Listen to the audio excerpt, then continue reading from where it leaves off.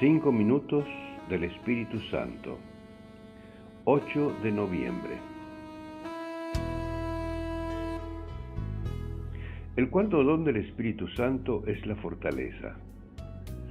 Pero no se trata de la fortaleza normal que nos permite soportar las dificultades cotidianas.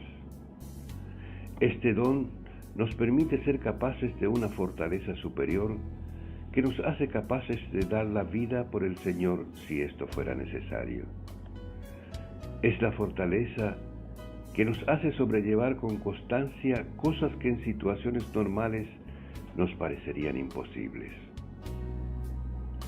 Dejarse matar por Cristo parece algo imposible, porque contradice al instinto de supervivencia que nos lleva a escapar de los peligros. Sin embargo, si Dios nos pidiera eso, seguro el Espíritu Santo nos daría la fuerza para poder soportarlo, y entonces sería realmente posible. Los mártires han podido entregar su sangre porque los sostenía este don maravilloso del Espíritu.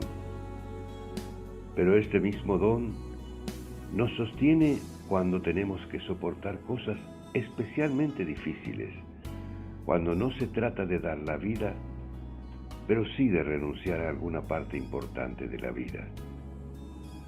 Sin esta fortaleza, todo es demasiado duro. Pero con esta fortaleza, cualquier cosa se puede enfrentar. Pidamos al Espíritu Santo que nos revista con este don poderoso.